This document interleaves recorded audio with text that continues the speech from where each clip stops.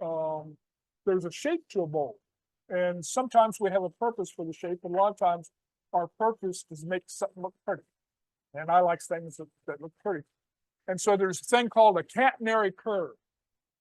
And you should be able to see it on the screen there as well. Catenary curve. And a catenary curve you see every day, all the time. It's everywhere.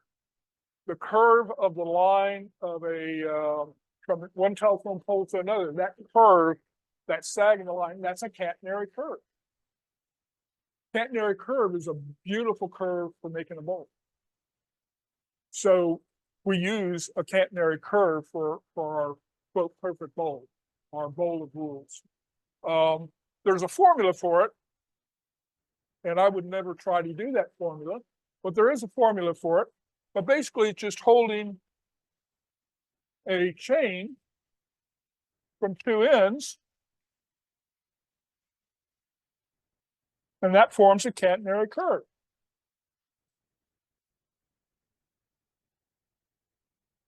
So that's a catenary curve. That's a catenary curve. That's a catenary curve.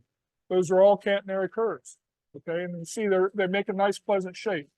It's not a parabola, because if you look at the formulas, that's how you use a formula. If you look at the formula for a parabola is different than for a catenary curve. That's a nice place to start with the shape of your bowl. Now there's this A in the formula, used all over the formula, and that has to do with the ratio between the height and the distance across. So this one right here is a 3. It's 3 times across than it is deep.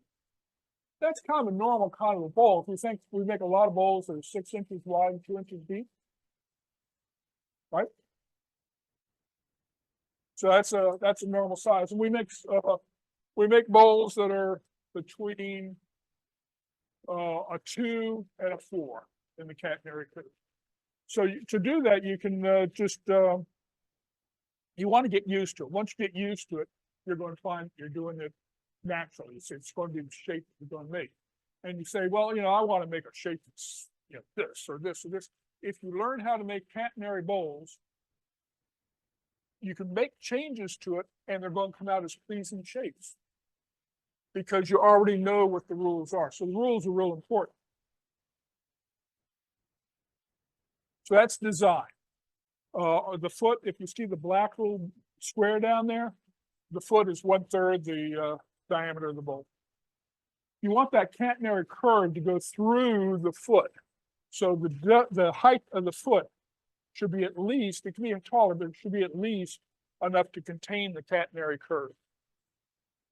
Okay? So you don't want to flatten off the bottom of the bowl. In other words, you want that to be a continuous curve all the way on through because it looks better. Enough on that design. We use tools. We use a lot of different tools when we make bowls. My basic tool is the 1/2-inch bowl gouge. I'm sure you all use something very similar when you're turning wood. And we use chucks.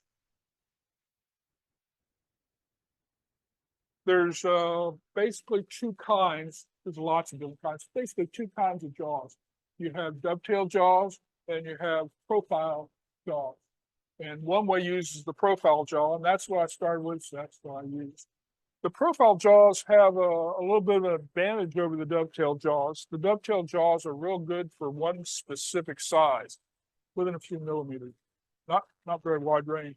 And the profile jaws have a much wider range of usable size.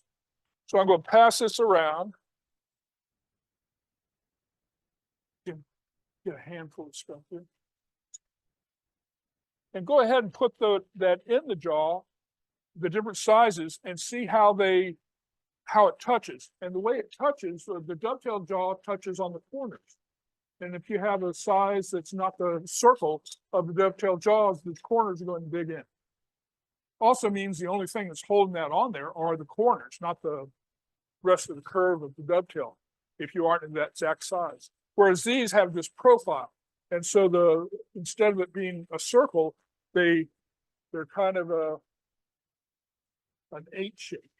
And so you're going to have that 8 part of the bulge of the 8 shape hitting the sides. And if you put the circle in there, you'll find that that's the case with jaws, is they grip pretty darn good in a variety of different sizes. The dovetail jaws have just an absolute death grip on the piece if you're the right size. So this 1 3/16 for this particular jaw, you can't get it out. There's no way you can get it out. That whole piece of wood is destroyed before it comes out of that chuck. But if you have any other size, then this size right here with that dovetail shape, it just isn't going to hold anywhere near as well, because it's just going to be the corners that are digging in. That jaw I'm passing around, you can put that size in there, and you can put that size as a little piece that I gave you. So it ranges from basically 1.5 to basically 2.5, maybe a little bit bigger than 2.5, maybe just under 1.5. But that's an inch range that it can do. Whereas this has a range of maybe a 1/4 inch. You go much over a 1/4 inch, and you're just really digging in with the corners. We don't want our chucks to make design decisions for us. We want to make the design decisions. We want to get another chuck to fit the design, not the design to fit the chuck. Or else all our pieces are going to look exactly alike. So we want to be able to design the piece to get the most out of the hunk of wood that we got.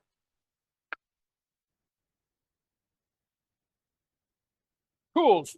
So use a bowl gouge. I use a bowl gouge. Sometimes I use a shear scraper. This is another kind of shear scraper. I use this edge here as a shear scraper. So this, and some people use a scraper. And so this shows you on the edge and on the face the difference between a bowl gouge, for me anyway, the difference between bowl gouge, a scraper, and a shear scraper. And if you look, you'll find that the smoothest one is from the bowl gouge. And the second smoothest is from the shear scraping, and the third smoothest is from the scraper.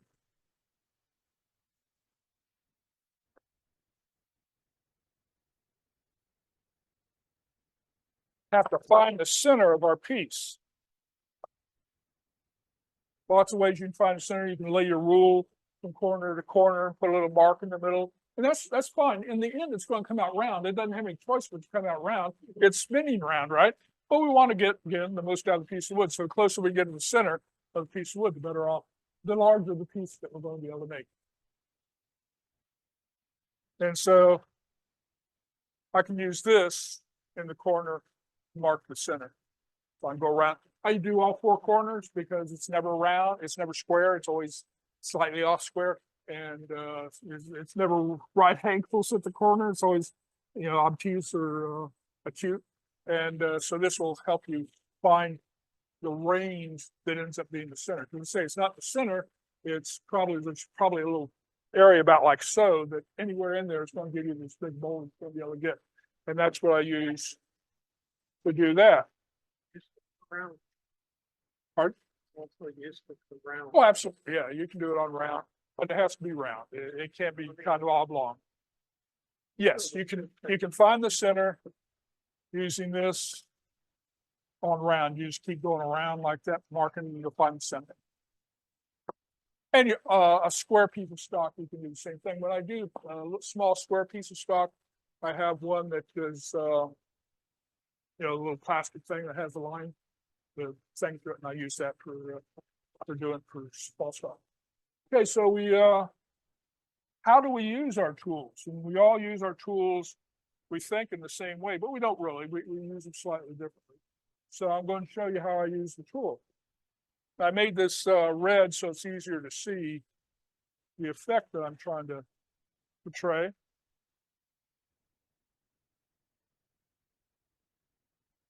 Just so you know, not that I'm advocating it, but when I turn wood, I'm in sandals, and I wear a pair of click glasses because I can hang them around my neck and take them off and put them on so I can see what I'm doing.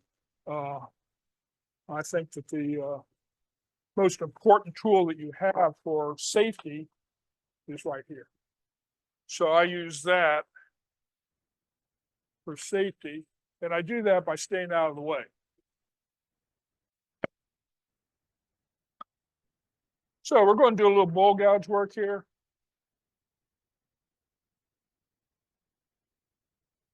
Now I've already turned that round, and I've already screwed it up and made it fairly smooth, fairly flat. Tool rest, you get used to a tool rest. This one is a one-way tool rest. And I like this tool rest because of the overhang. So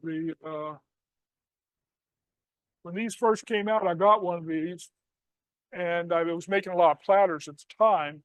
And on my banjo, this edge right here, and the banjo was about like so. So this wasn't, I couldn't get this as close to the wood as I could with the one-way tool rest. So the one-way tool rest had slightly larger overhang on it.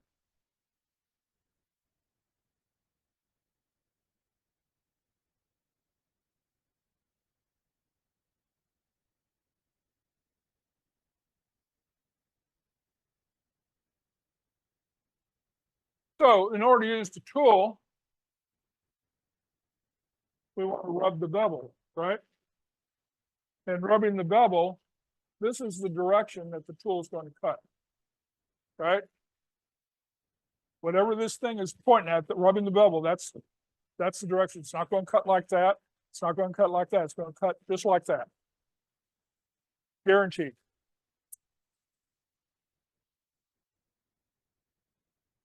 So we want to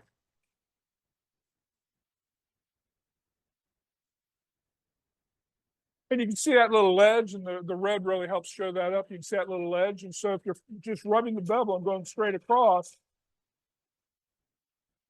that's what you're going to get. But if you want a deeper cut, you turn, this part of the tool comes out, and you get a deeper cut. Remember, it's going to follow that, whatever that is. And if you've gotten too deep a cut, you want to shallow it off, you pull the tool back. And the tool gets a lot shallower.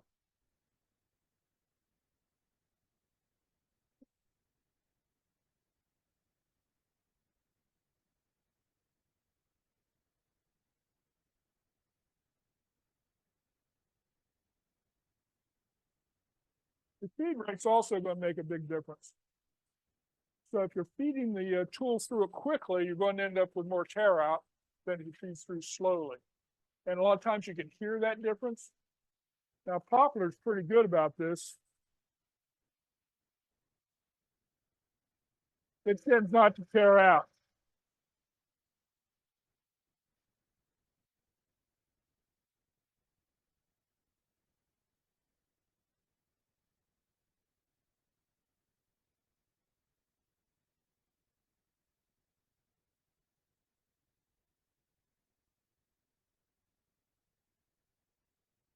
Goes tail sucking away. We'll be using a little bit.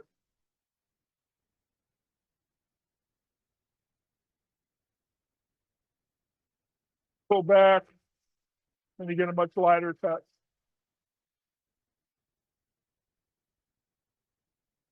Shear scrape. There's several tools you can use for shear scrape. This is one of the tools you can use for shear scrape. I'm going to be using this edge right here, and this edge here is going to be close to the wood.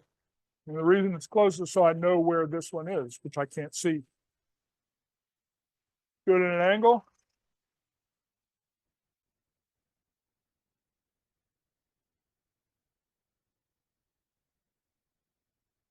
That's a shear scrape with a bowl gouge. And it leaves a fairly nice surface.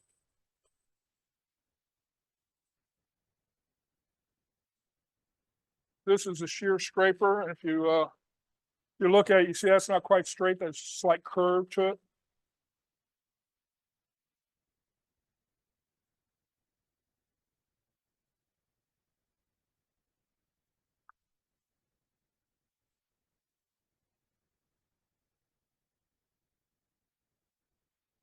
And you want to use it not on the corners, but somewhere in the middle. And you can do it.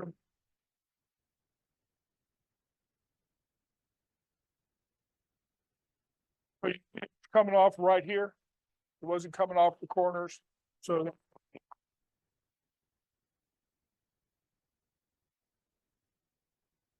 right going to curve.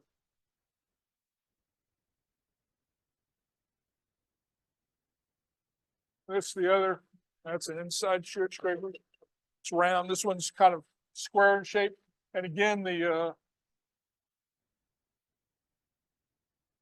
sides of it are slightly curved.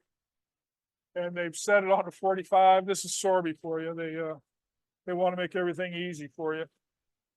One of the things that makes it a little bit more difficult is you have to have a little bit of gap there.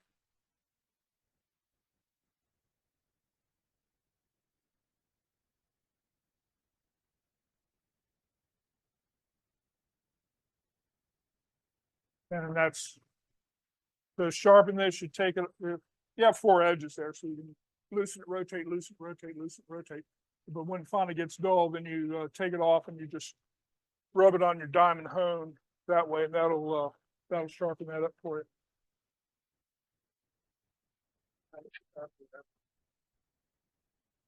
This one, basically I take diamond hone, sharpen here, and then I'll take the diamond hone and pull up a burr.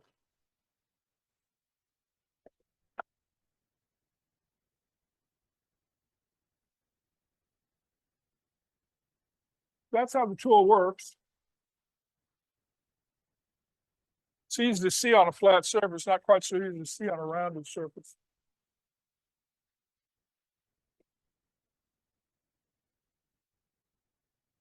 So on to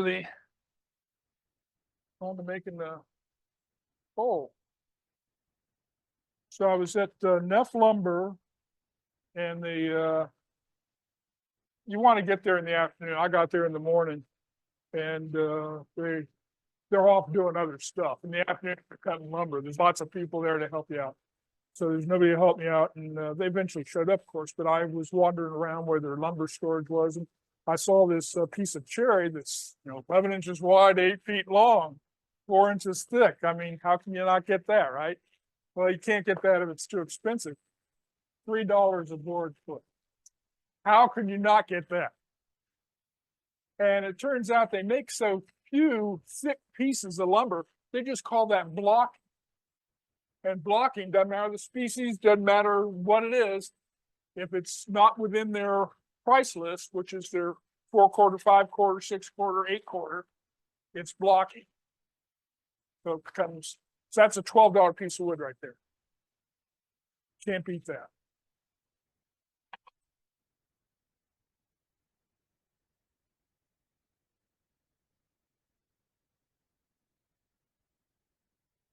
Yeah, and that's 4/4. Broadway. It should show up on your GPS.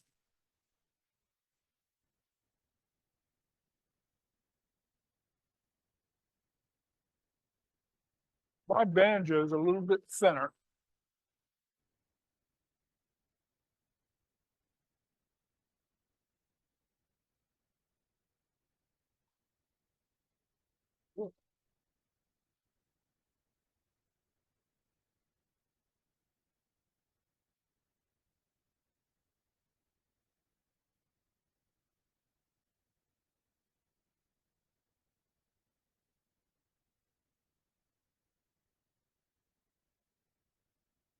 This is how I start my bowls.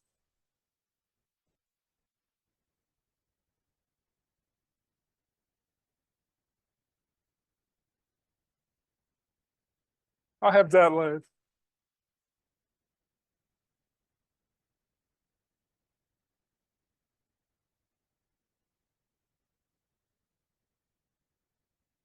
Peter, I did forget a parting tool. You got a parting tool, right?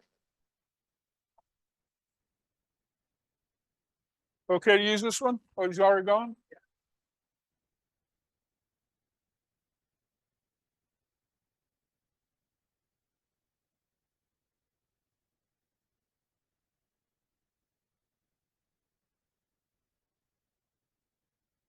Okay, when you look at this from the side, you can see a shadow in there, and that's where I want to cut.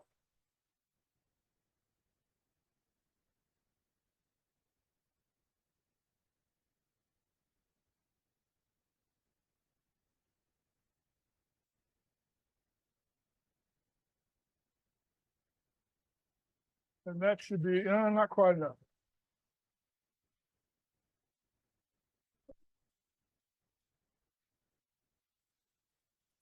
There we go.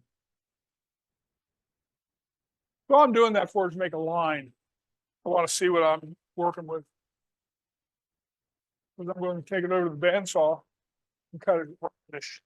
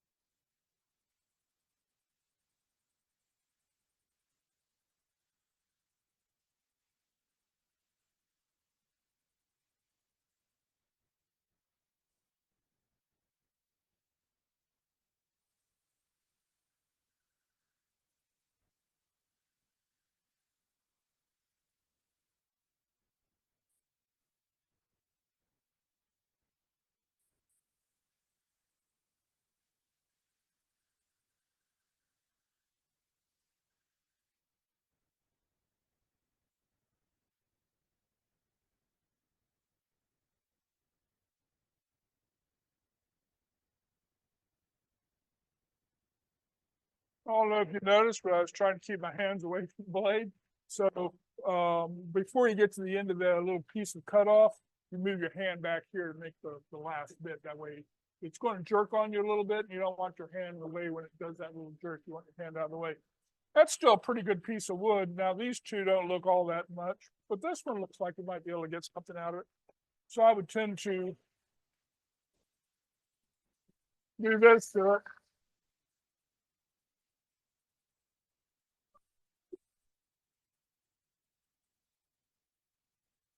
And so I can use that for something. I don't know what. Maybe a bottle stopper. I'd make a nice bottle stopper. Again, we want to stark the wood if we can, right?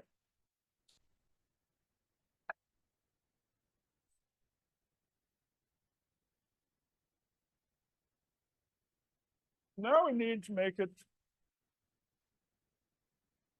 round. And you notice all I'm doing, I'm just putting this between the chuck jaws and the live center. There's nothing that's gripping onto the piece of wood. It's just sitting between the chuck jaws and the. So it's important that the piece of wood that you have that you're pushing against the jaws is relatively flat. If it's bowed, this ain't going to work. You got to try a different way. One of the ways that I try is I have one of those big old spur centers, two-prong spur centers, and I use that in the chuck jaws, and that's how it's made. That's what it's made for, and I'll use that to. This and it works great on green timber, but this is kiln dry.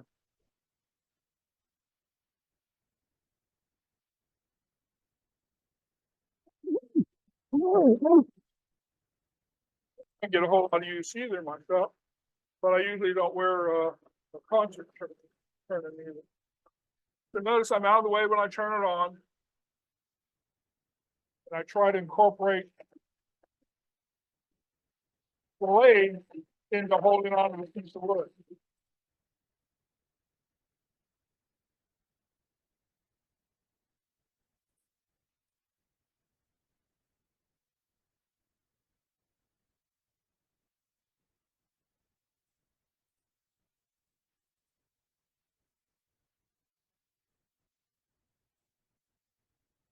Don't want to go over that edge. When you go over that edge, you could pull off some fibers.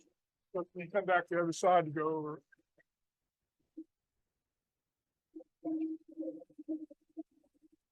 Notice my head is over here. It's not standing here, trying to stay out of the way.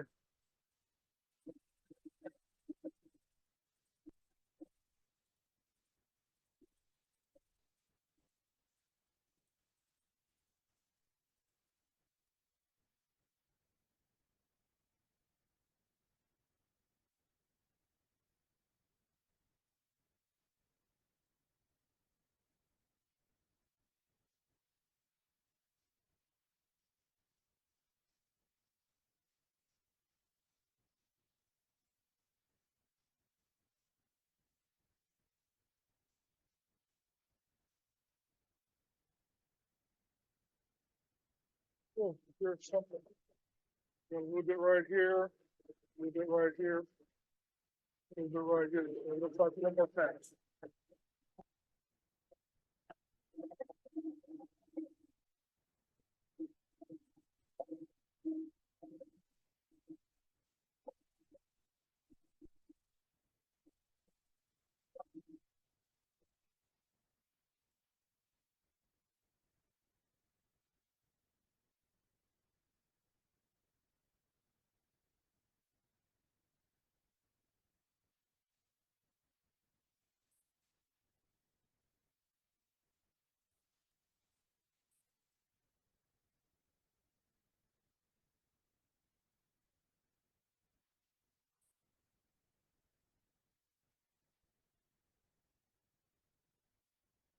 This looks pretty good.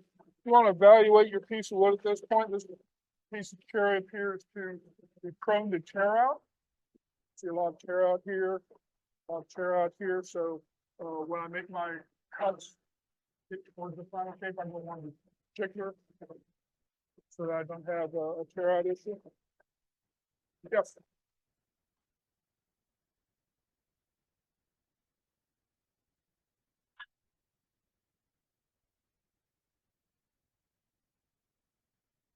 Sure. So, tool control is, I find important, tool control is follow the bevel. If you don't follow the bevel, you can cut the wood. You can cut the wood by going like this, which is pointing this way, and away at it, but you're going to cut yourself out, trying to keep that tool in that same plane the entire time. But if you go like this, the bevel is going that way. I pull through. So there becomes 3 points of the tool rest.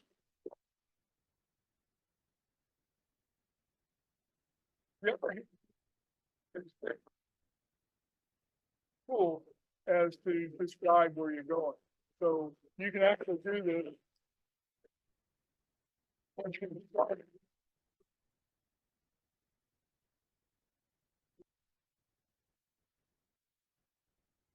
Right that hand.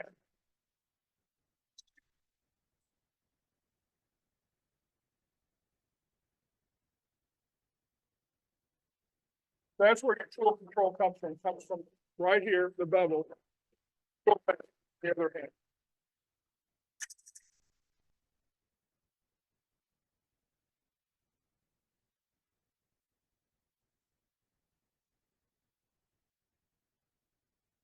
This is going to be the hollow of the bowl. Where the tailstock is right now, this will end up being the hollow of the bowl.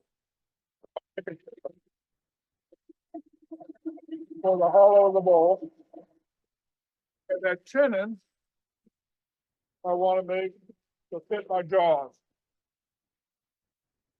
This is something I made. This is the number 3 jaws here. So this is as wide as my number 3 jaws will hold. This is as small as my number 3 jaws will hold. So that looks like that's a good size tenon. Not deep enough, and it's the hollow of the bowl, so all that would disappear anyway. So let's go ahead and make a nice deep tenon, a nice tall tenon, so we're getting really good grip.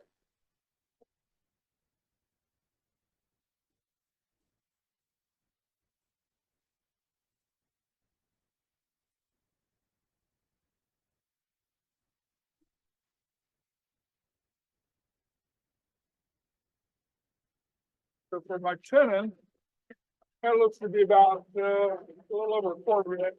my tenon, I like to have a nice square edge.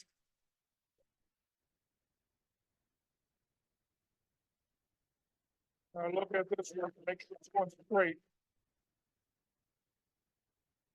And that should do it.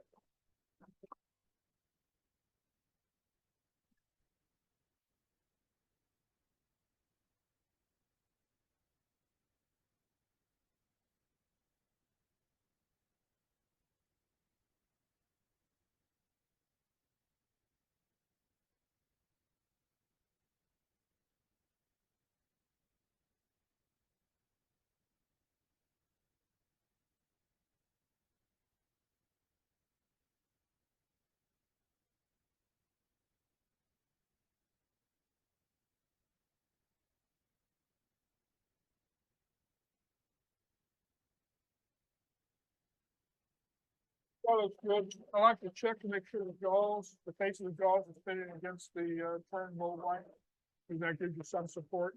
So it's not only just gripping like this, it's also resting on the jaw faces. And I could have made the tenon, it looks like about twice that long if I wanted to, and it still would have fit in the jaws. You don't want the bottom out in the jaws, because the bottom's out in the jaws, that gives it a rocking position, and it's something you don't want.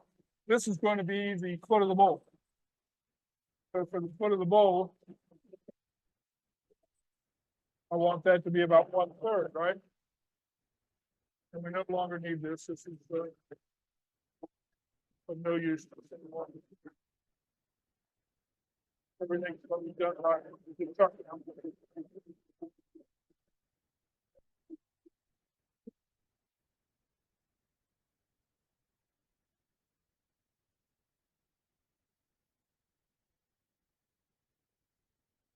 The one-way lathe there, the quill advances quite a bit faster per turn.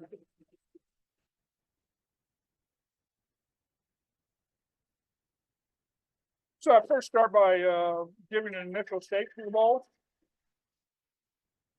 nibbling the corner away.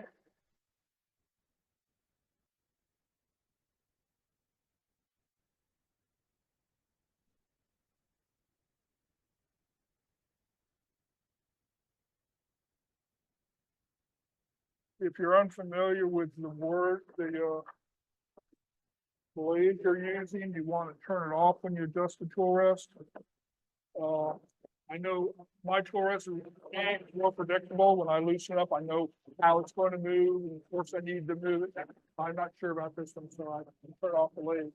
I usually turn off the lathe on mine as well, but sometimes I don't.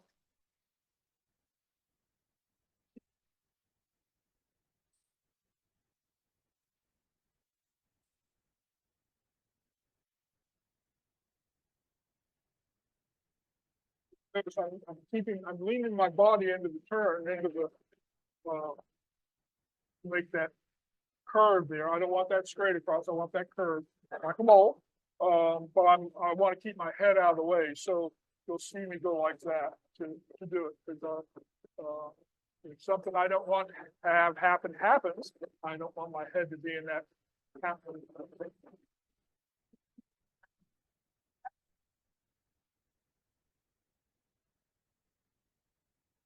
One of the things I was kind of unhappy with was the jerkiness of it as it was starting to cut. So I'm going ahead and face this off.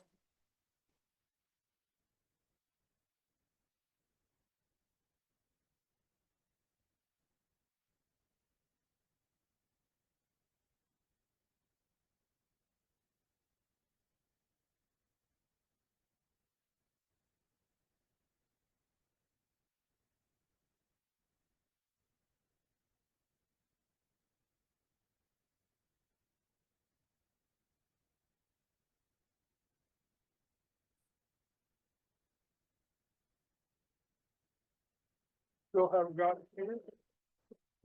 What that's going to do when I'm cutting from the other direction is that's going to make the tool bound.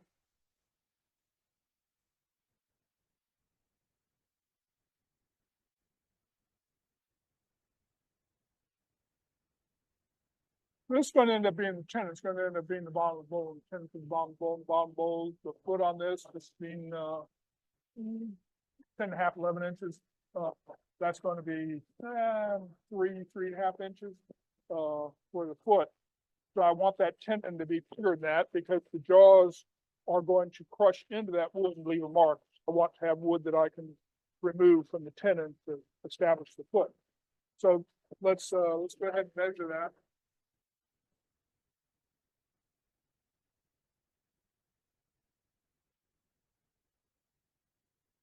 We've got 5 inches right there. So 4 inches is probably going to be a good size. That'll give me the right size foot.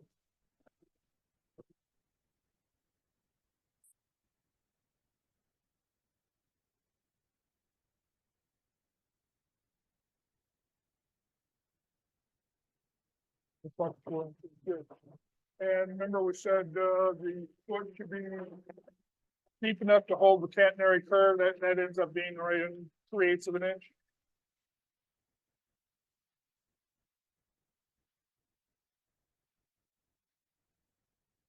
Talk about a quarter.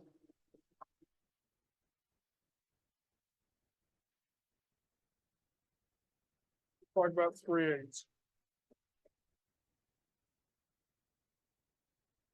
That looks like a quarter. A little deeper. All this wood's going away anyway. That looks good.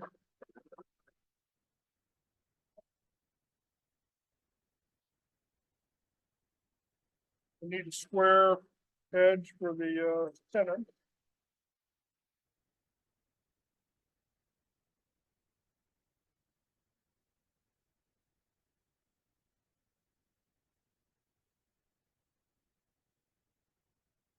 Try and get back to shaping the bowl.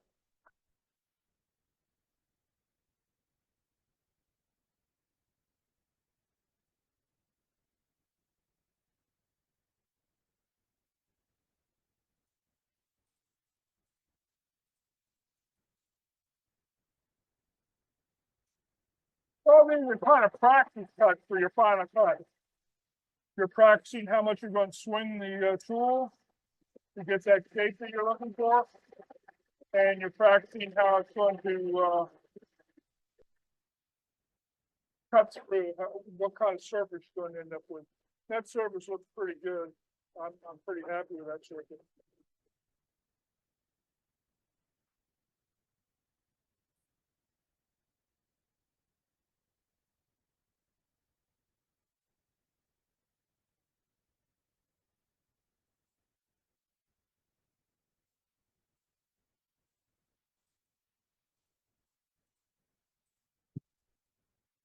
And you see that ledge right there? I want to try to maintain that ledge all the way on through.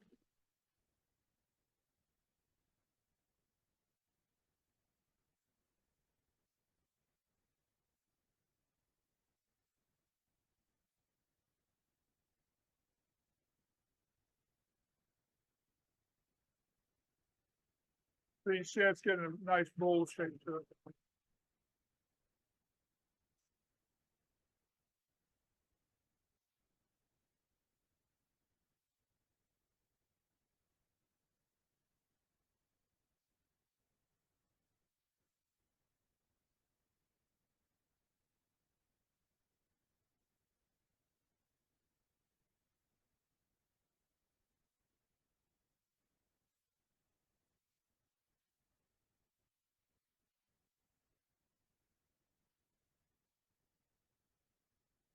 Since I'm holding the tool fairly parallel, maybe just a little bit of handle down.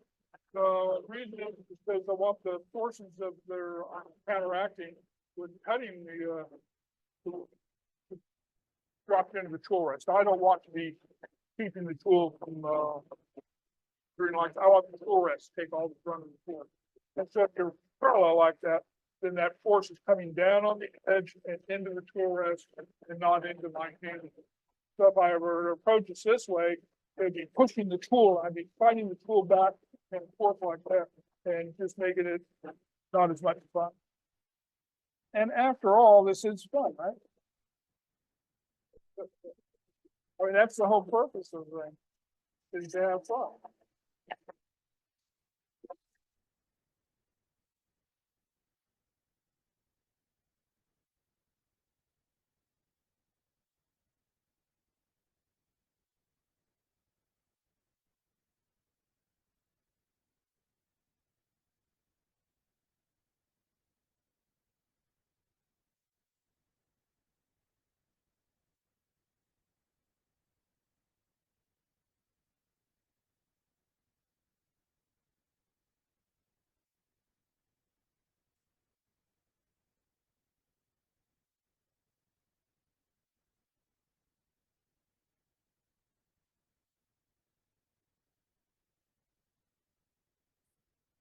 So because I can, I'm going to switch. Got this fancy tourist here. I can continue with the little one there, but why not, right? I also noticed that the tool doesn't work well as it has been. So I got a few spares here.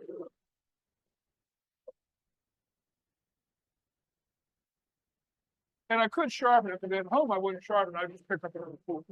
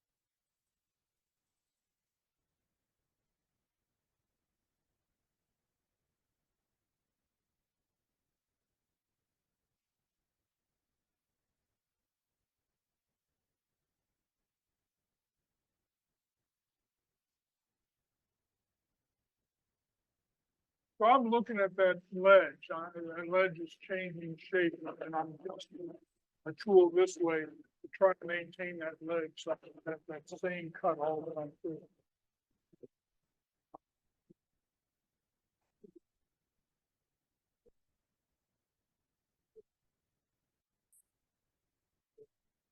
Oh yeah, I heard this referenced I saw a demo years ago. I use the brown truck run. It's whatever the brown truck brings me. That's the grind I maintain. I like that. Of course, now it's not the brown truck; it's the blue van.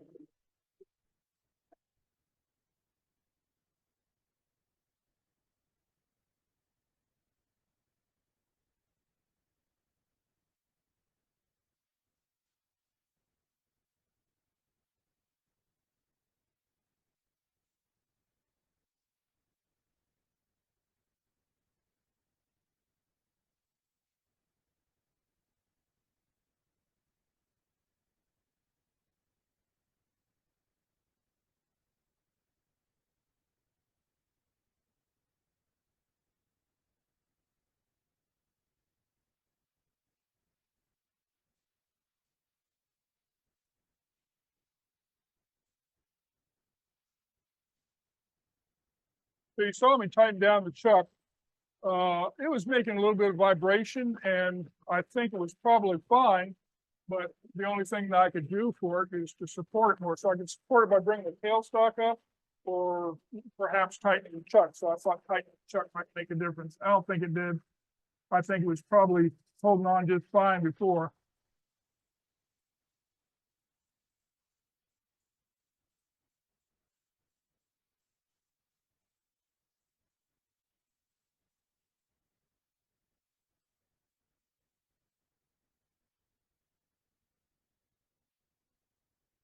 Look at that shape. Is there something I want to change in that shape? And I think I do. I think I want to basically get rid of this corner here. I want to make it slope more towards the rim. So basically concentrate on that part right there. I'm about where I'm going to be at the base. So I think I can bring this in quite a bit.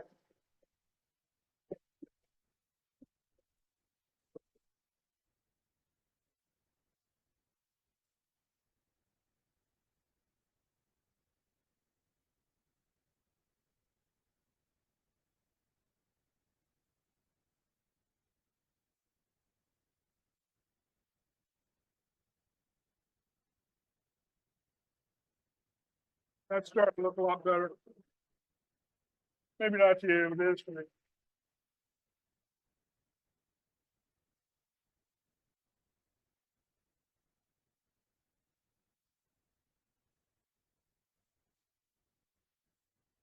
Those are choices you make all along the way, all while you're turning it. And you want to turn, I like to turn the outside first. Some people turn the inside first. Some people turn the inside first sometimes. And I've turned the inside first on occasion. But I prefer if I turn the outside first.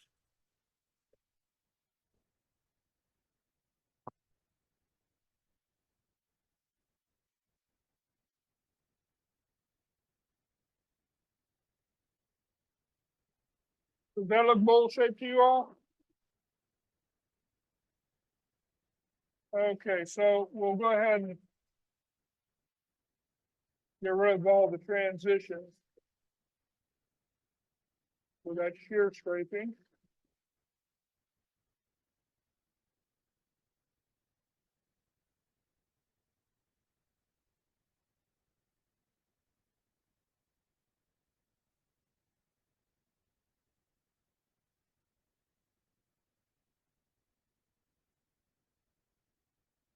I want to inspect it for tear out.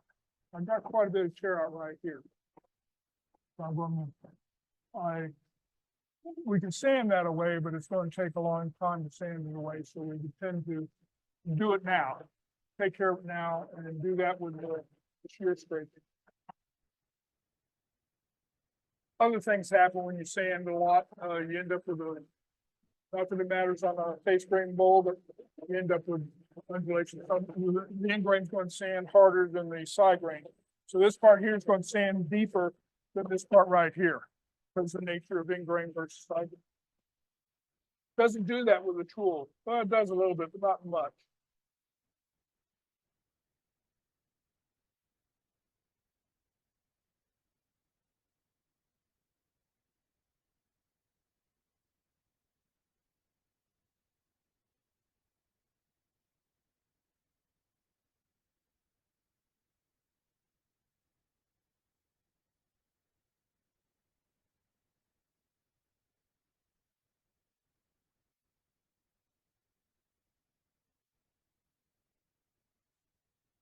It's better, but it still needs some attention.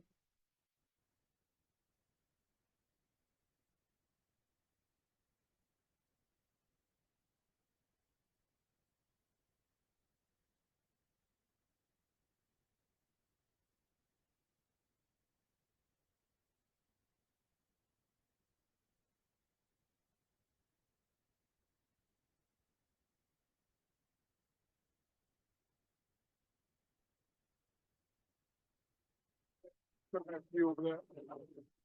So there's a little trick here. If you want to put any features on the outside of your bowl, perhaps a bead or a groove or anything to make it other than just being flat, now is the time to do it. Once you turn it around, this right here and this right here are going to be different. There's going to be 16 to 30 seconds. It's going to be a little bit distance change. It's not going to turn quite true on the outside. And you can't turn the outside again. If you turn the outside, you have to come in. It's going to get in the way. Or you come from this direction go in the wrong direction on the wood, you're gonna get a lot of tear out. But now is the time to do it. So sand this thing down, we're not gonna sand. You sand this down until you get it smooth, and then you put in your feature. Speaking of sanding, this is the tool I generally sand with. It's a right angle Makita. I have, I'm gonna hold it back here to get into different speed. You can lock the speed to whatever you want. And then I use these sanding mandrels along with an interface pad. Now the interface pads come in different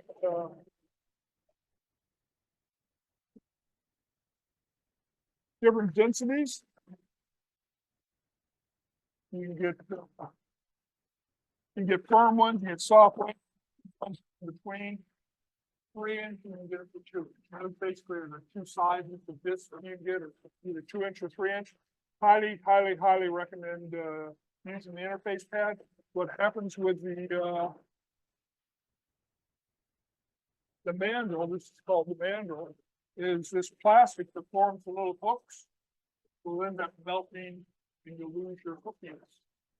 And then your disc will start flying off, which isn't a good thing.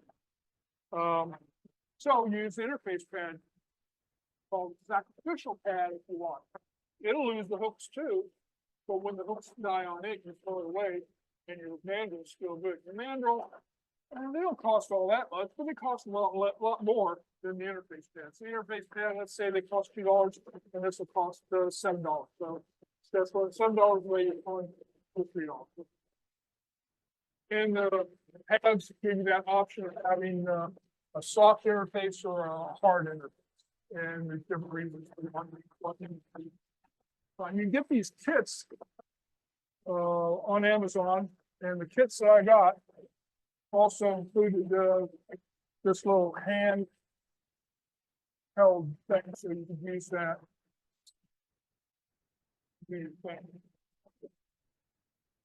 Grits, I use them all.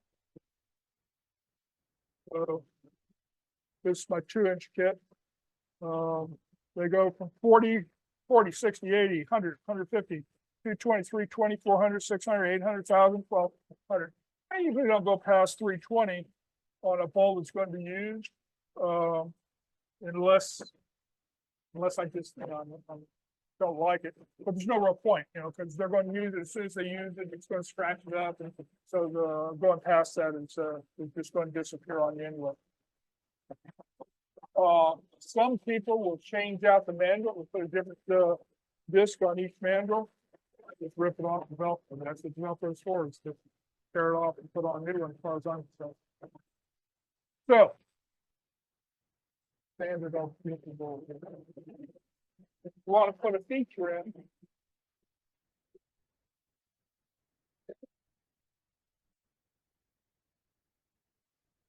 I'm going to use Peter's spear point to put a little feature in.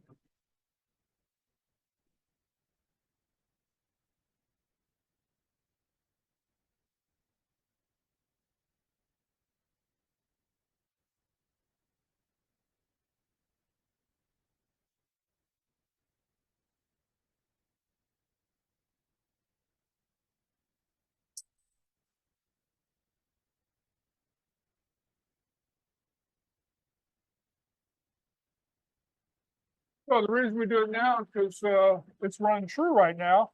That means the depth of these grooves is the same here as it is here. If I turn it over, it would be the same. So that also would mean the groove would be wider on one side and narrower on the other. It just doesn't look right. So do it now before you turn it over. After you've sanded, before you turn it over. I'll go ahead and put your features. Why'd I put in 3 features? Always put in an odd. Never put in an even number of features. I put in an even number of features. The mind says, they divide it in half. People divide things in half all the time. That's how we live. So if you put in 3, they have to divide by 3, and nobody can divide by 3. So always put in an odd number. So you can put in 1, 3, 5, 7, 9, but never put in an even number because you're cheating yourself. You put in 2, but they only see 1. So go ahead and put in 3.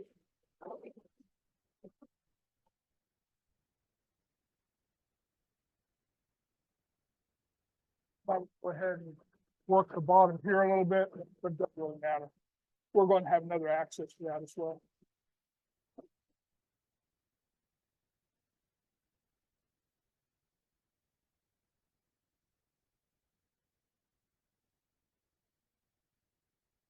Oh yeah, that's nice. And you can actually use the wire on the other side. You know, I could use it at this point. I could use the wire because the wire is good, is flexible enough to keep in there. It makes a real nice burn mark.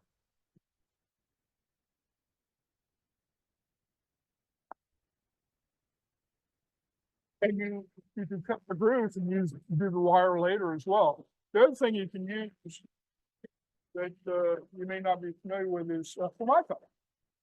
So you can get these little sample cards at the Home Depot or Lowe's. 6 different samples. That's what they're there for. They're there for you to use. Look. And all you do is you hold it up against it and behold, it burns it. And not so much here because the wire works here, right? It'll also burn it here, but you can't use the wire here. You can use that little piece of Formica. You can use it on the face. So it's they're a handy thing to remodel your house with, is to get some of those. And I personally like the black, but any color is fine. You know what Formica is? Anybody? High pressure laminate. It's paper. Formica is made out of paper and glue. When I found that out, I just, what?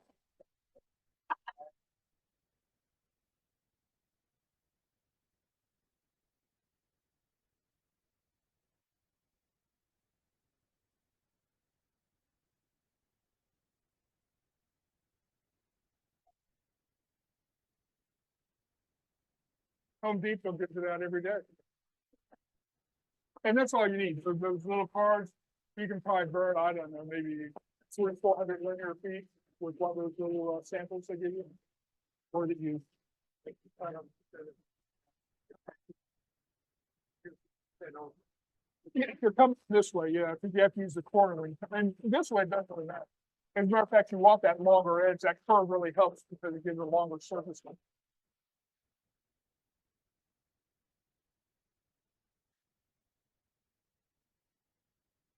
So by the way, I'm running at about 700 RPM.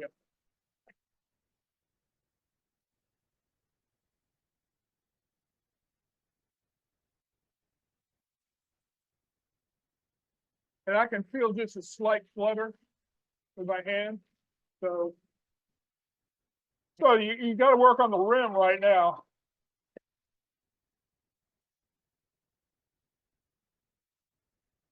And I like a sloping in rim.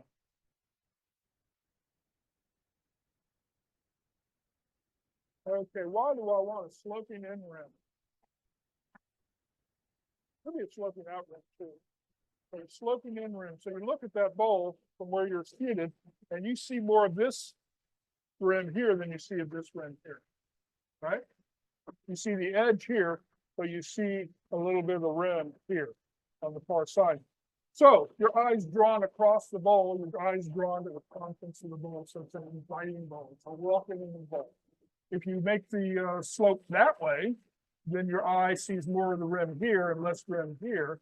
And so that says basically your brain stop looking, you know, this is a protected area. So you might want to put your keys and something where you slope the rim out. A flat rim, you're cheating yourself, because when this thing is full of whatever it is you're going to put in, candy or whatever, you don't see anything but the rim. So if you make a flat rim, the rim is smaller than a slope rim. Slope rim is always going to be a little bit bigger. And so you see more of the beautiful wood that you take in the fine make. So slope in or slope out dome also works, but you want to have as much wood showing when that bowl is full. We hope it is. We hope somebody used it. Those are the salad or whatever they call it. But you want them to see the wood. And they're going to look down on it. They aren't going to see the sides. The sides are beneath it all. And so having the rim a little bit wider and angled is going to give you a bigger rim.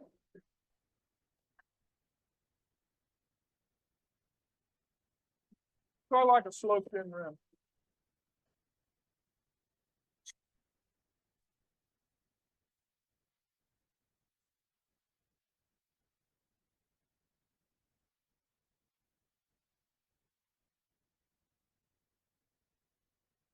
That's a little bit low there. So one of the things that happens when the wood is turning, right? If it's low, it's actually pulling the tool into the wood. If it's above, it's pushing the tool away. If it's on, it's doing it. So we want it to basically be doing either.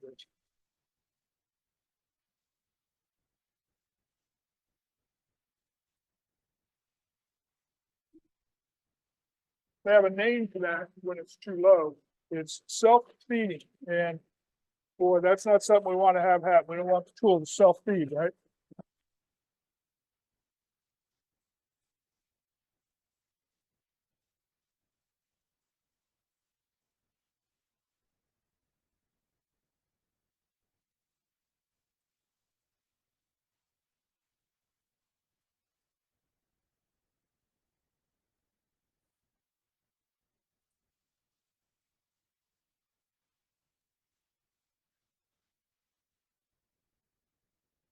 Now, if you notice, I'm doing this thing here where I'm coming up this way, pull down, swinging across. So I'm cutting in an arc like that. I don't know if you notice or not. But when you do that, you ride the bevel.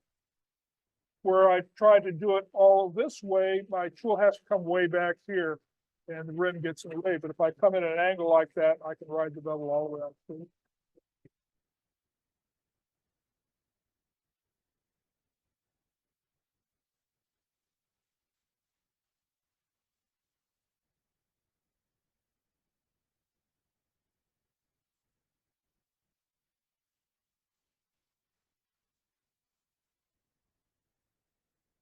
Okay, so we want the bowl to be the rim to be wide. We want the bowl to be thin, not thin, but not Charlie thick either. We want the bowl to be relatively thin because we want to get rid of some of the weight. We want to be able to pick it up and not to feel clunky. So if we have the rim here, we have the rim here at like 5/8.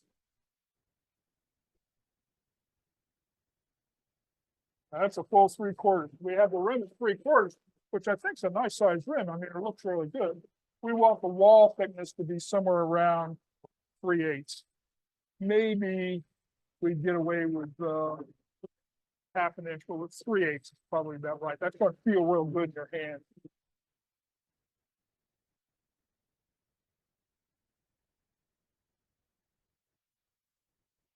Hello.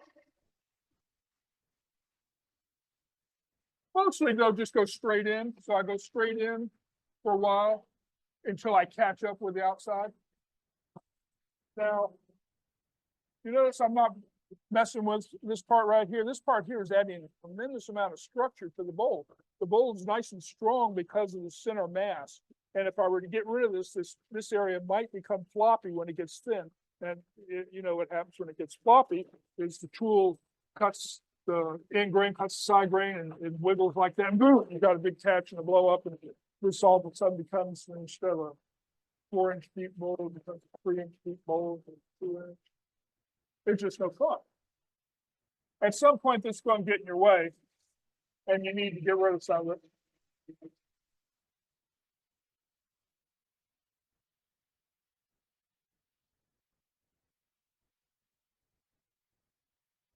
And that's the cut I like to do that.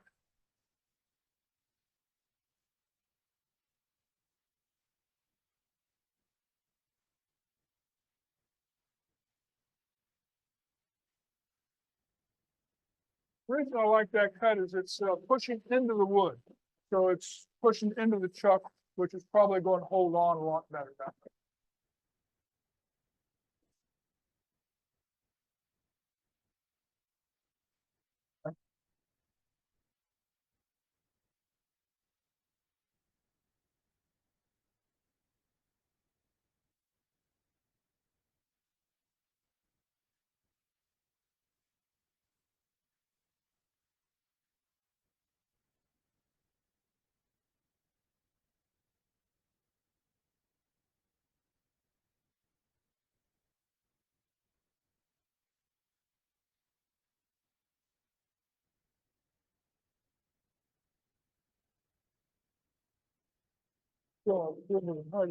So it's these things right here. These things are great. They spring open like that, and you can adjust them, and you can adjust them on the fly. So you can put them in the bowl and just wind it on down. I don't know if y'all can see that. The cameras are showing it. I'll do it on the other side. And pull it off. And if the rim's wider, you just go like that, pull it off, and that's the thickness of the bowl. And then you can take that up to a ruler, and that's a 1/2 inch. So it's a way to find out what it is. Now, a lot of people like to use these calipers. These calipers, they are real good for finding undulations, not very good for finding thickness.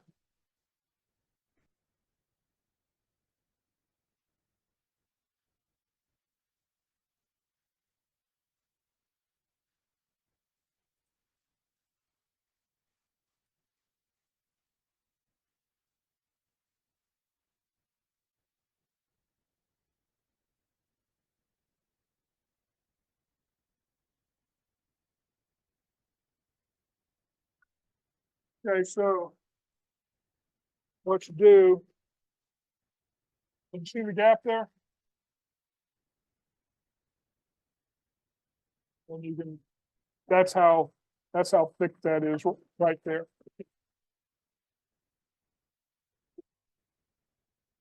So once you establish the rim, and maybe an inch or so of the wall, you never want to come back to it. Because if you come back to it, it's going to have that wiggle thing go on and the catch and probably break something. It's going to break the wood. It's not going to break the tool.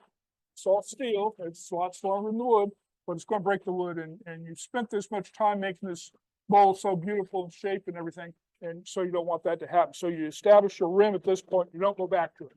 You can come back to it with sandpaper, but you can't come back to it with a tool because the tool and the wood is always going to lose.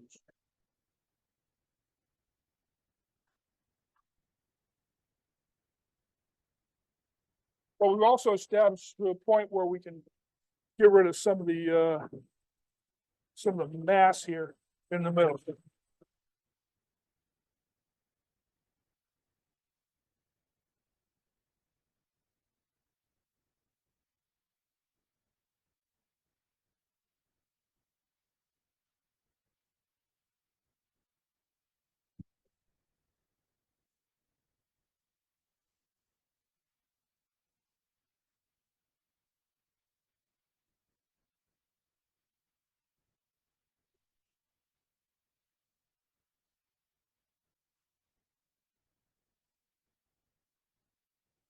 And you see this cutting this way, I can make huge cuts. And it tends to be very stable. That would be trivial with green wood. Dry wood, that's usually an issue. But because you're going in, pushing in, it does, it's not nearly as much of an issue. So those are probably, I don't know, maybe just over 1/4 inch wide cuts. So it's a pretty good cut. Not a practice cut.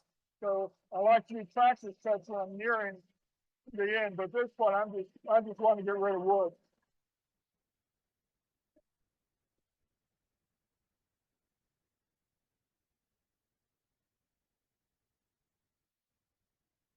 And I'm leaning in pretty heavy. I'm putting quite a bit of pressure on the tool.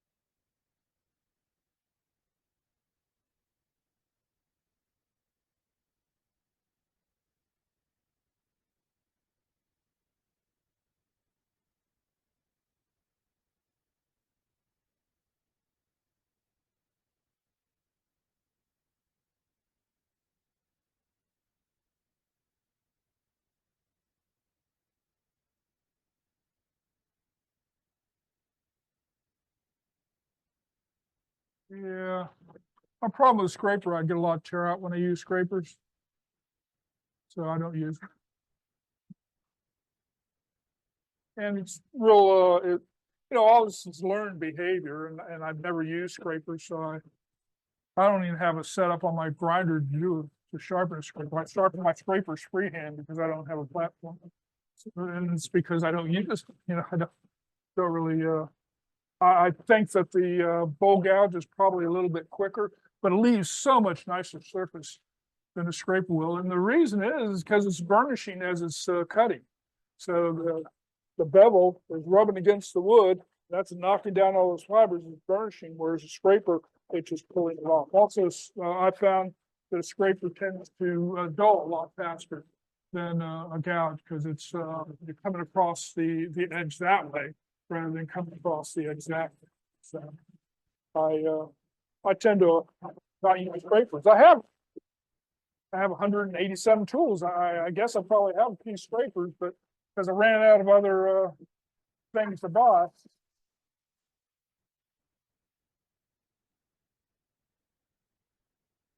I'll use a shear scraper. You saw me use a shear scraper, but I'm not really using it as a.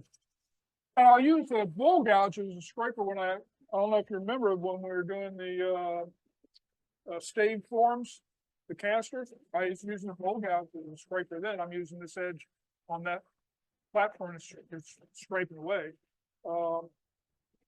But I just never saw a reason to use it on a bowl.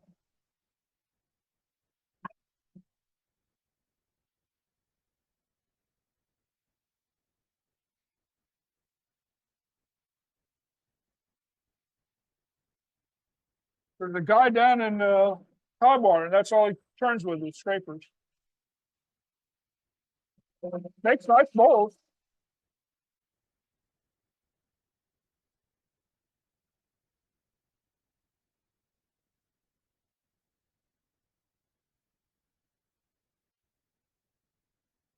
And I don't know if it was a scraper or his personality, but he seemed to grimace a lot, and it didn't look like he was having a whole heck of a lot of fun turning. Maybe that's just him. Maybe it had nothing to do with the scrapers, or maybe I don't know. We get very existential about it, I suppose. But yeah, and I keep thinking, I could just use a scraper right, and get this smooth surface with a scraper. It'd make life so much easier. Guess I'm destined to have a hard life. Uh-huh. Uh-huh.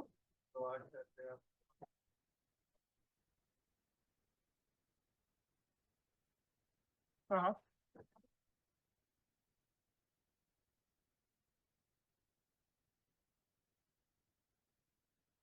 Uh-huh.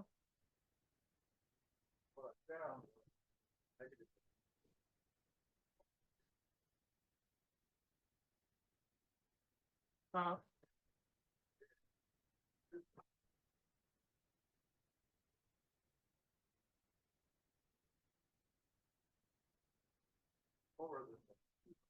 Uh-huh.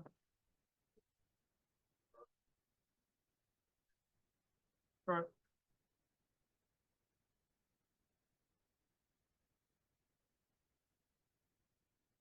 Were you smiling all the while? Were you smiling all the while, having as much fun? Well, good. So it was just him. It was just his personality.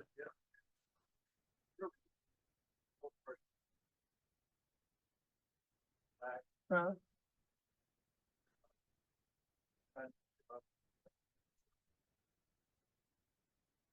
yeah.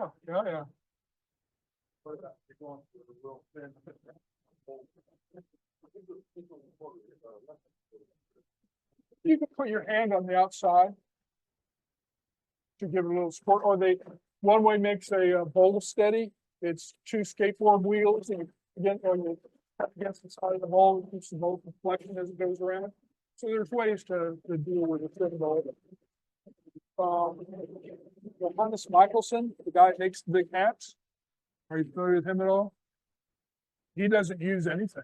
He uses his hand to turn the brim of the hat, using a 3/8 inch bowl gouge. Oh, yeah, they're insanely thin. They're probably an eighth of an inch or less.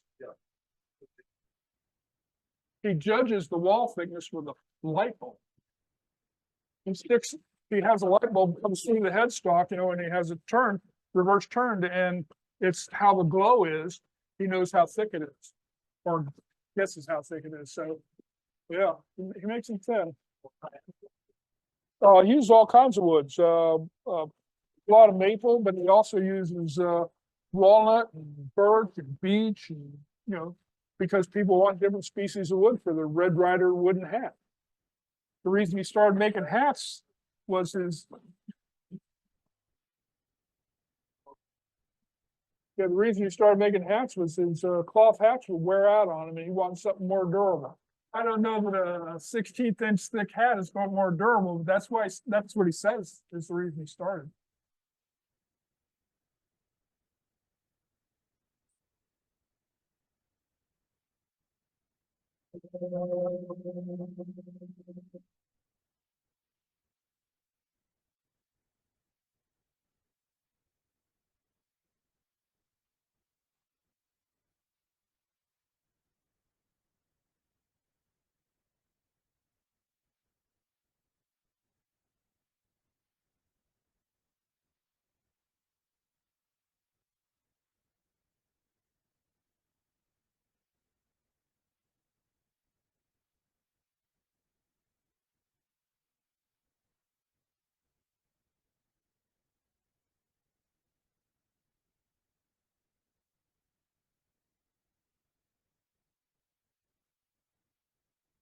And when you start getting down to a diameter like that, the bowl gouge is probably that direction of cutting is probably not a good idea because it's hard to keep it on center. You get below center self feeds in, and excitement happens. And, we like the excitement to come from the person buying the bowl and being thrilled with it, not from the making of the bowl.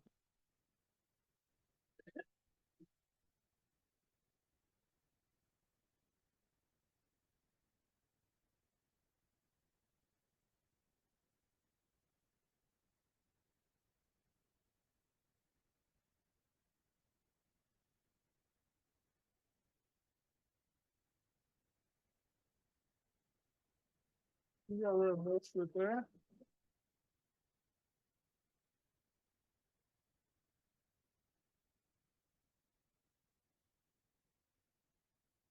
As you turn the bowl, you put a lot of vibration into it, and the jaws tend to work their way into the bowl, which makes it a little bit loose. So probably a good idea if you hear something, especially to tighten it up. I I could continue using this, but I have this, so spend good money on it as well.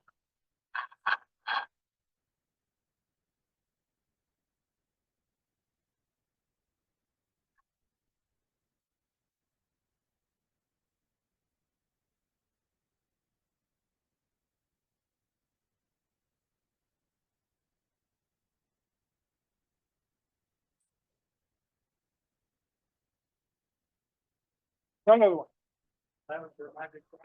That's my grinder.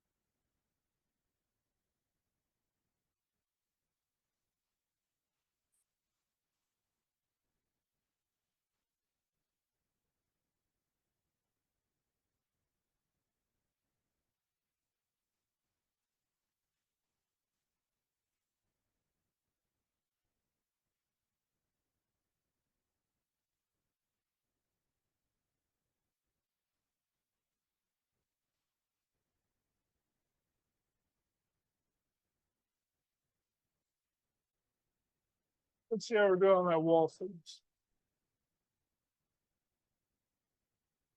Still pretty thick.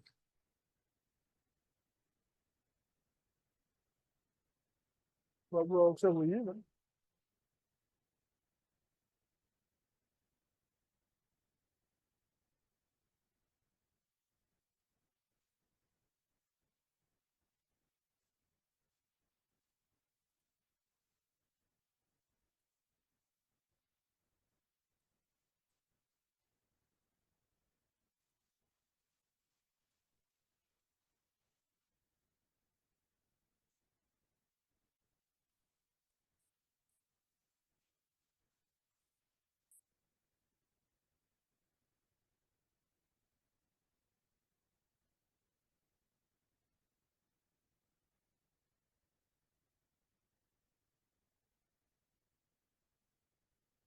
That's my wall thickness.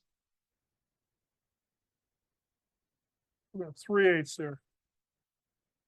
3/8 is a real nice size for 1/4 inch is nice, but if you get it too thin and somebody picks it up, it just doesn't feel natural. It feels, why is this so light? And you can tell, well, because all the wood's gone. They think you're cheating and you're not getting enough wood. Or you can say it's the species, so you turn Polonia into Polonia, doesn't weigh anything. You can have inch thick walls and still feel really light. But there has to be that kind of medium in there. And so I like a thick rim, thin wall, relatively thick base.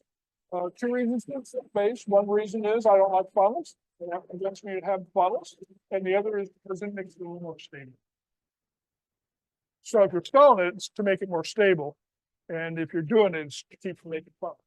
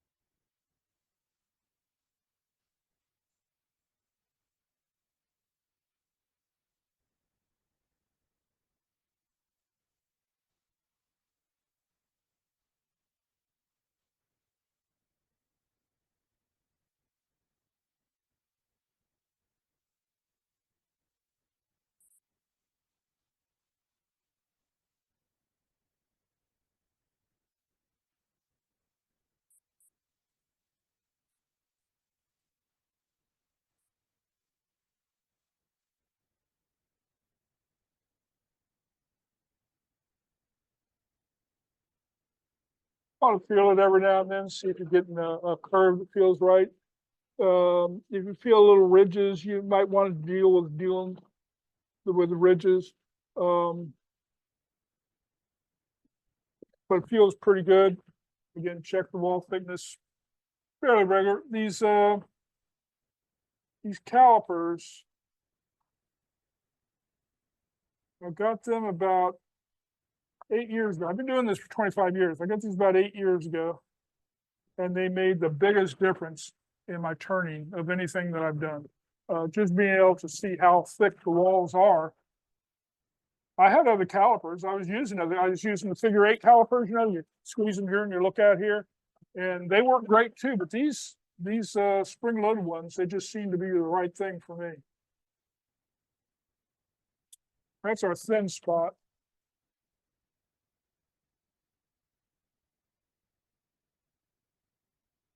That's 3/8. Just for interest, see how far we have to go. That's how thick it is in the bottom. So we got a long way to go.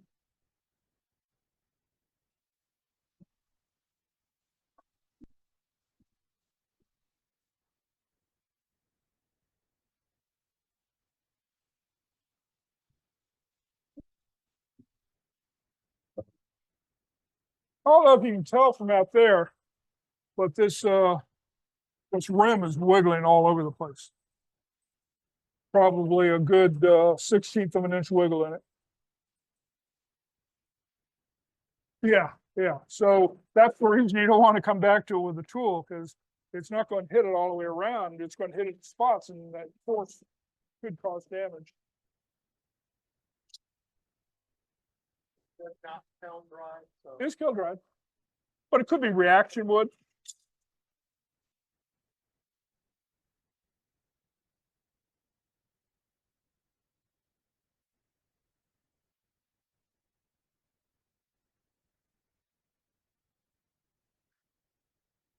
Yeah, reaction like a limb.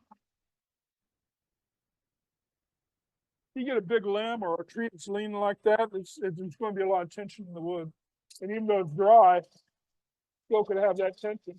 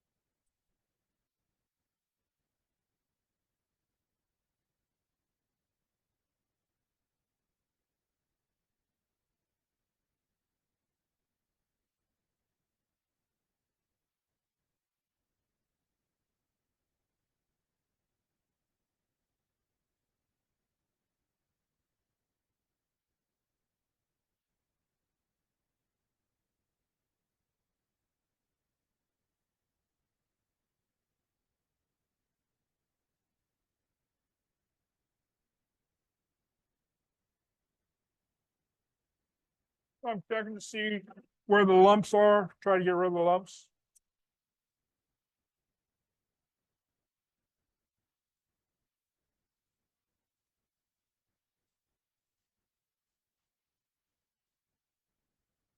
Because we want to fuck the outside shape, right? But we don't want to have undulations in it.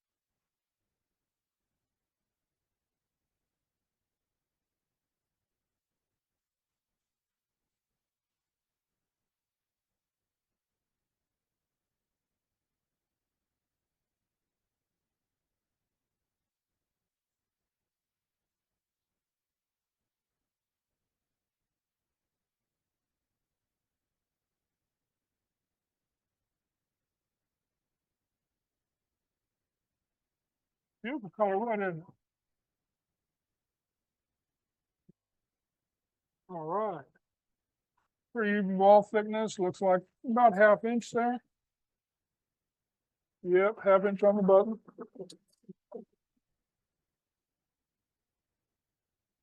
So at this point, I'll take another couple of loop passes.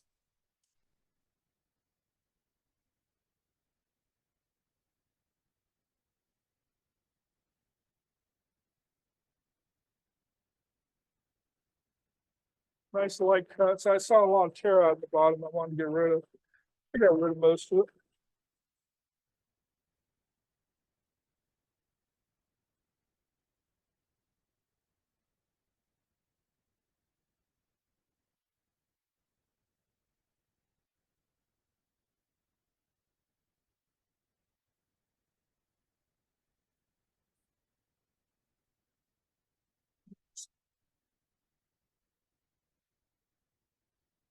And the power sanding, when you power sand, this bowl is going to power sand in maybe max 15 minutes. If I were doing this by hand, it would take what, maybe I don't know, hour and a half.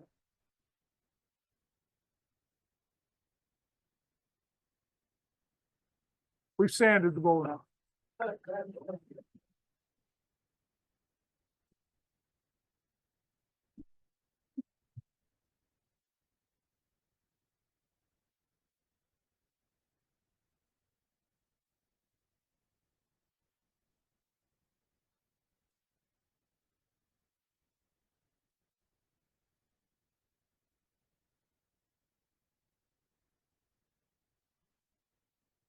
And now it's time to do the foot.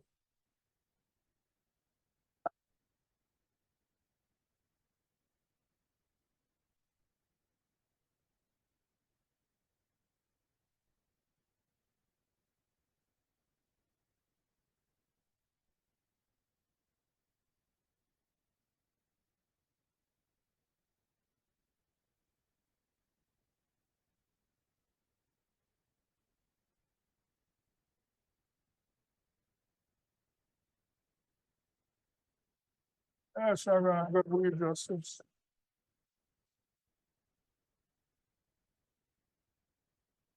Guess when I sanded the bowl, it became smaller.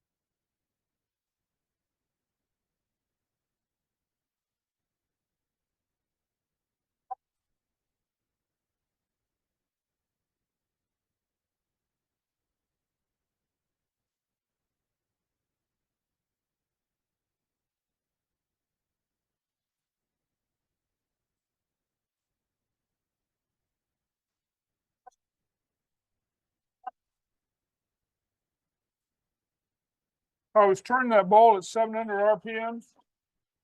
The turning, you turn it less than 3 miles an hour. That's the rule. So you want to turn your. Now you have to do a little math, but it turns out 30 miles an hour is pretty damn fast. Probably a little faster than you feel comfortable with.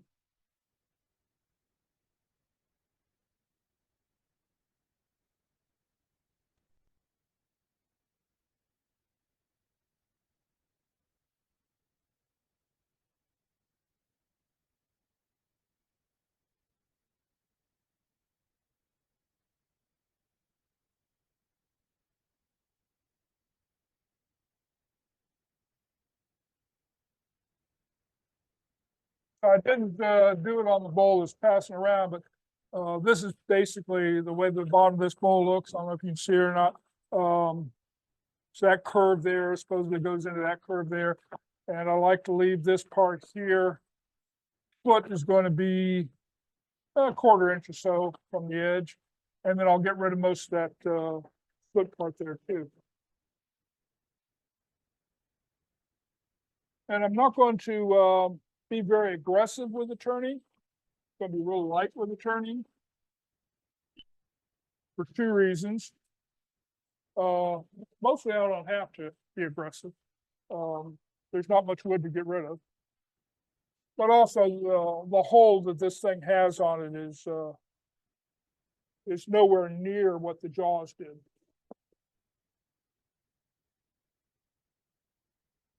We'll get out a little smaller tool.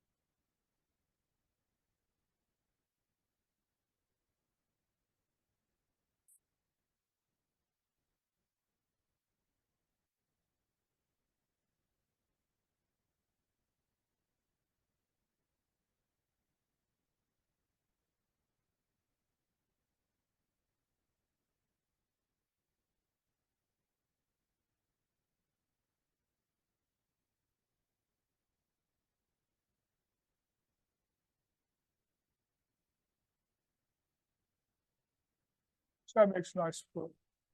Could round it over, but I don't think I'm going to. And there's this flat spot here that the jaws were sitting against. So I want to kind of soften that up a little bit. I'm going to shear scrape that out.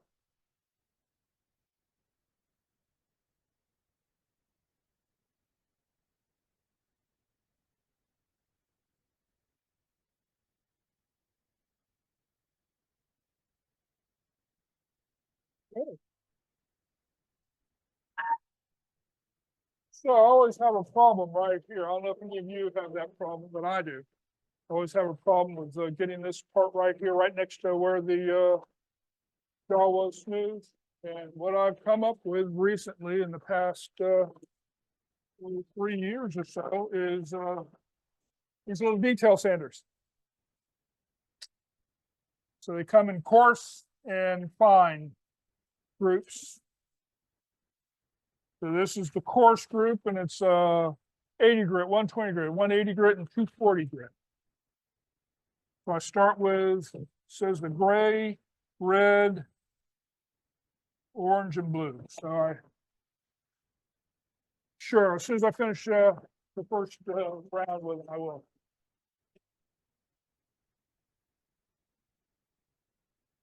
And so I like to lay them out on the lathe bed. So it's real quick for me to go through them.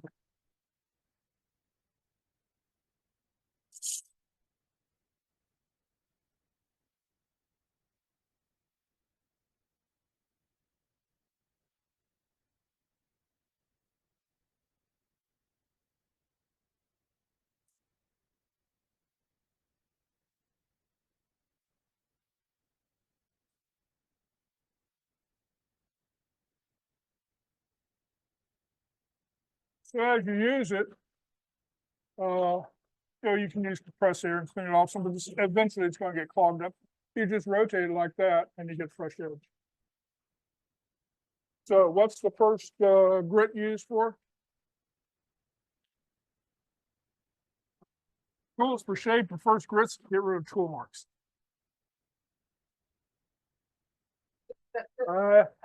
Yeah, well, you can see if you're good enough with a tool, you don't need sanding. So, but for me, it's to get rid of tool marks. And all the rest of the grits are strictly to get rid of the scratches you put in with the previous grit.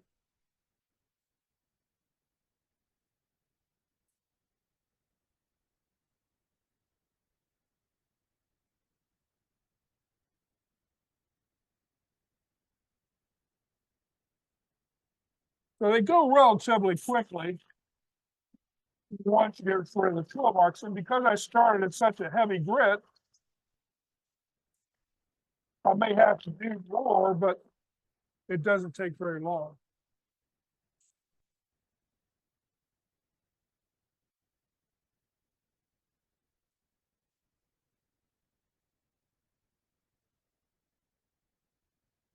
You don't need to see any more of these. One's enough. I don't know. The kit came with a bunch of bands, came with 5 of each. So I haven't bought any more bands yet. Because I'm just sanding this, one band will last me about 10 bowls. So, I have enough to make about 75 bowls. I probably won't be going back to them very soon. Red, I don't have red. This red. I'm sure I got them on Amazon.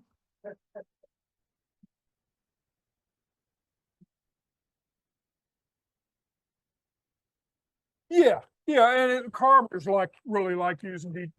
They like advertising to carvers for these. I'm not sure if carvers like using them, but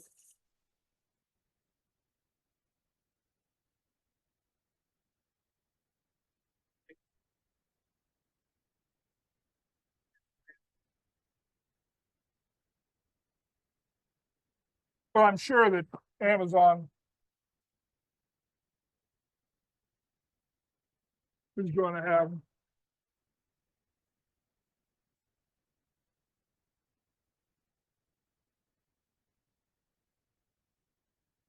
And you don't want to do your whole bowl with this. It's much slower than the other, but it works good for doing that part.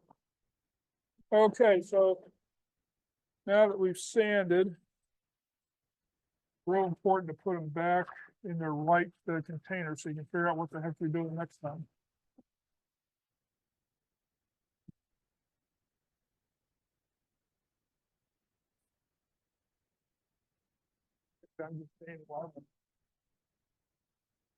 Okay, so now we have to put some finish on, right?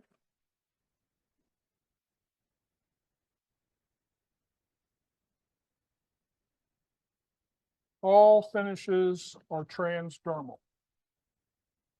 Do we all know what that means? It'll be absorbed through your skin. You want that bad stuff in your body? No. So wear a cheap pair of gloves.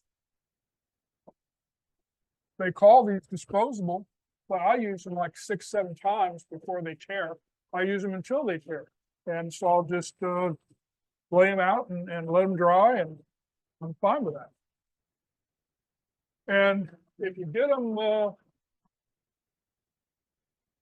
I use the Natro. I find them more comfortable than the latex.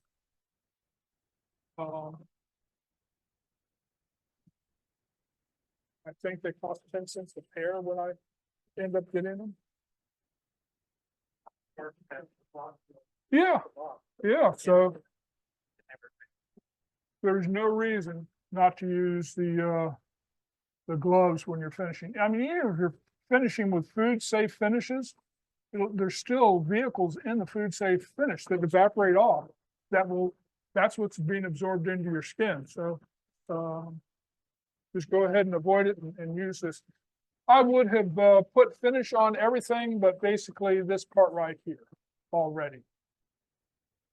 When it was still in the chuck, I would have finished the inside, put finish on the outside, put finish down to here, but I'm resanding that area. So I would be putting finish up to about in here somewhere.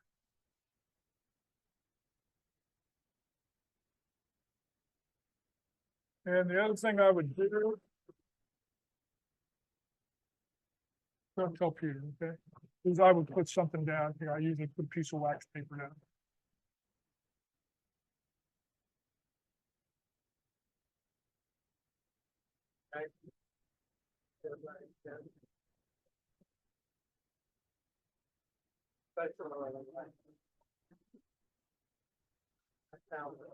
Yeah, these are real special. These are 1/8 sheet of Bounty quarter sheets. So I take the tear off Bounty sheets, I fold them in half, I cut them, I fold those in half, I cut it, and I fold back one more time, and I have a stack of these little squares of Bounty, and that's what I use.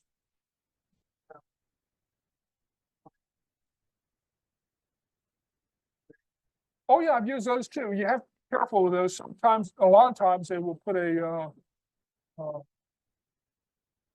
liquid on them to help them. So if you can get the ones that don't have any, The cheaper ones don't have that.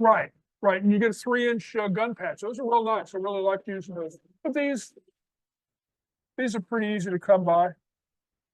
And so it tends to leave a little bit rough surface, whereas the cloth tends to leave it a little bit smoother. I don't, I'm going to hit that with steel wool anyway at some point and get rid of the nibs that are eventually going to get there. So it probably doesn't matter. I like the paper towel. So I would, at this point, it's dry enough to put on another coat. So I usually put on 3 coats before I take it off the lathe.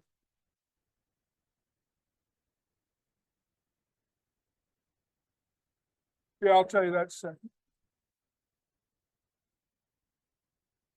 So at this point, I would turn it on. Not so much near dry. I want to make sure I get a nice even coat all the way around. So the first 2 coats are basically just soak-in coats, as far as I'm concerned. I know they're filling up the surface, but I think of them as soak-in coats. And this is, my rub-in coat, you might say. And this one, at this point, there's also enough material on there that it's not going to dry instantly. It dries pretty much instantly, the first 2 coats. But this one's going to take a little longer to dry. Maybe, I'm putting it on pretty thin, so maybe a half hour max. And I'll end up probably putting 6 or 7 coats on, and the last 2 or 3 coats will be a few hours between drying. So Stark doesn't like to turn at 4 o'clock.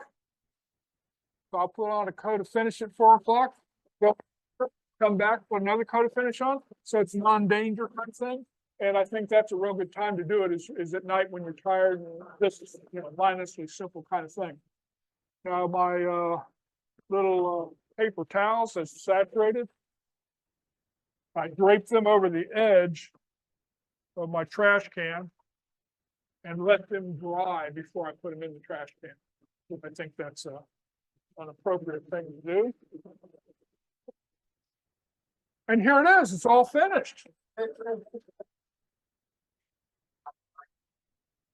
I have in the past, but I don't do it anymore. Okay, so this is the finish that I use. That come up there, or come up here. Give me a.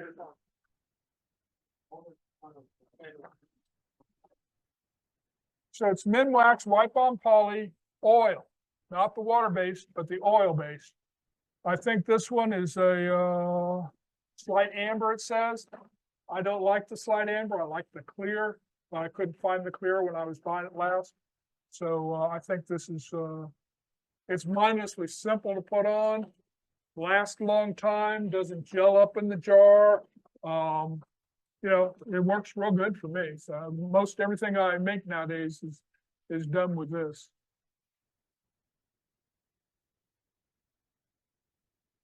Okay, we're done.